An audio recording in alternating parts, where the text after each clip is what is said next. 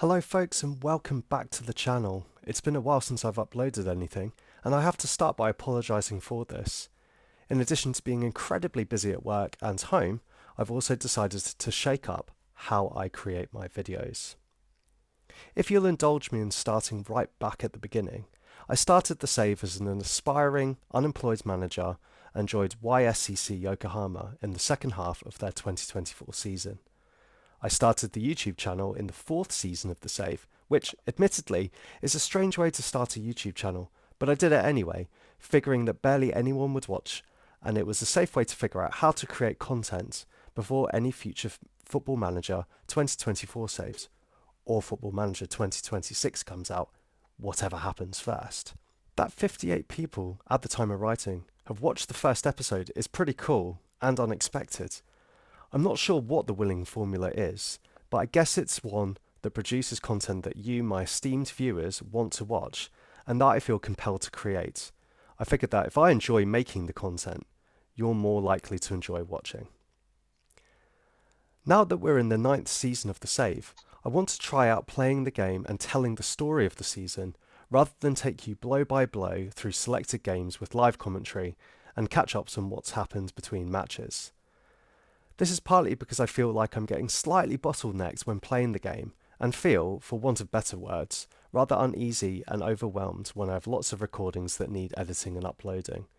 It just slows down my play, as I feel obliged to keep pace with the videos. Although in fairness, I'm not sure that I will ever be able to truly get away from this problem. Another reason is that I really enjoy writing, and I want to incorporate a bit of storytelling and maybe even some informed and considered analysis into my videos.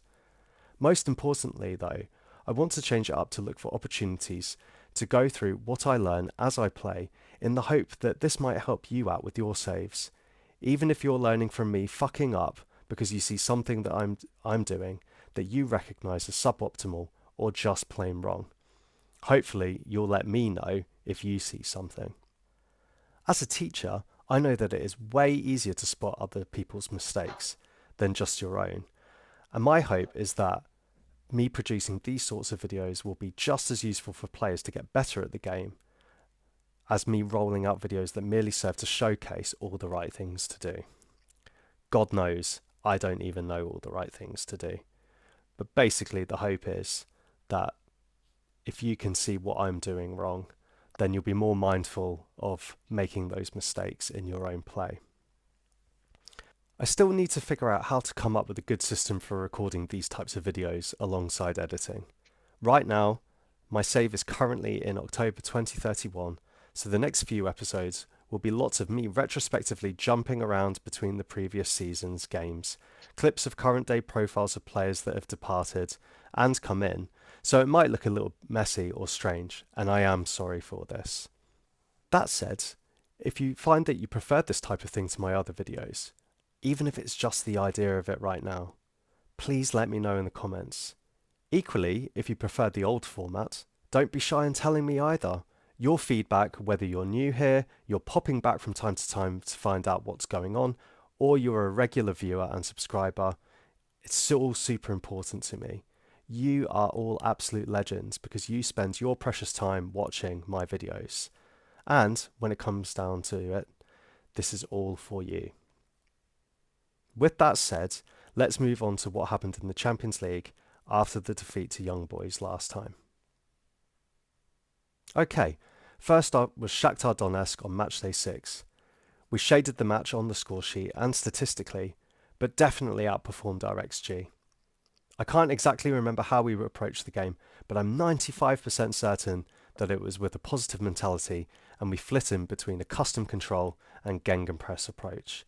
I know that this isn't very helpful to you, but I promise that next season I will make notes about how I change up my tactical approach in the game as I go. We got off to a terrible start as Shakhtar took an early lead when Pavlovic lost possession in a dangerous area. The ball was fired in from the left and Yarchcha was in the right place to slot home with the defence totally caught out.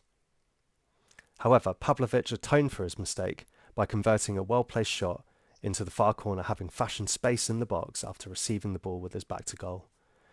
Milosavljevic completed the comeback in the 63rd minute with an emphatic header at the back post from Hussein Basic's corner, ensuring a second victory in the league, which is not a terrible return for a team that lives in the 21st strongest league in Europe.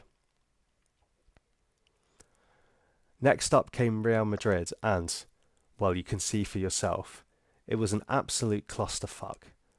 Honestly, it was so bad that my brain has forgotten how I set the team up in terms of mentality and approach, just so I can protect myself from the total humiliation. I honestly can't remember taking such a resounding beating in Football Manager ever. I'm going to stop talking so you can watch the carnage. Enjoy.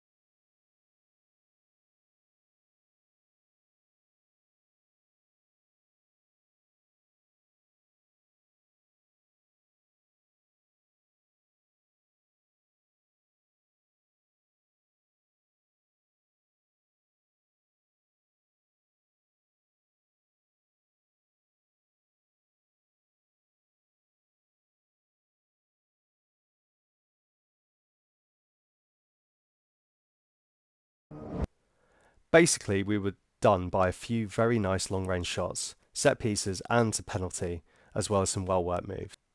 Our midfield couldn't contend with the pace that they played the game at, and our defence was totally outfoxed.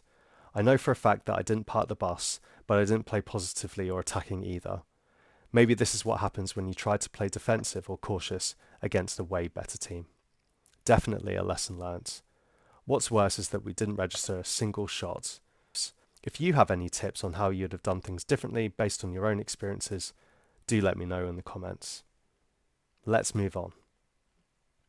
After that pasting, I was quite glad to only go down 1-0 at home to Napoli. Sorry, Parthenope. They just about deserved the win, but we didn't do ourselves a disservice either, looking at the match statistics. In true Italian fashion, the decisive goal came from a set piece, with Watteau converting a header from Lindstrom's corner. So, what can we take from our inaugural Champions League campaign? Firstly, we are capable of winning and playing well in doing so. Yes, 6 defeats doesn't look great on paper, but 4 of those losses were by 1 goal. I know, I sound like Ange Postecoglou justifying many of the 22 league defeats that Tottenham have suffered this season. But we aren't Real Madrid, and we aren't Barcelona either. I'm choosing to be positive, and I think that, all in all, given the stature of the club, we've done all right, and this can be a marker for future campaigns.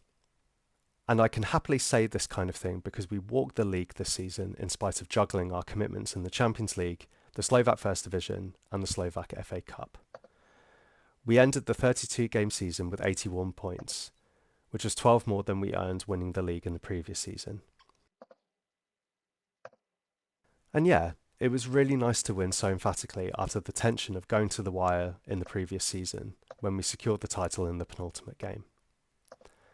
As for the Slovak Cup, we lifted that too. Not that the boards care, but they expect us to win it anyway. That combination makes this winning the cup feel a bit hollow, and I don't like feeling this way. Still, we've won the double in Slovakia for the 2nd year running. So, moving forward, well, in terms of my own future, I committed late on to a 3-year deal at Slovan Bratislava.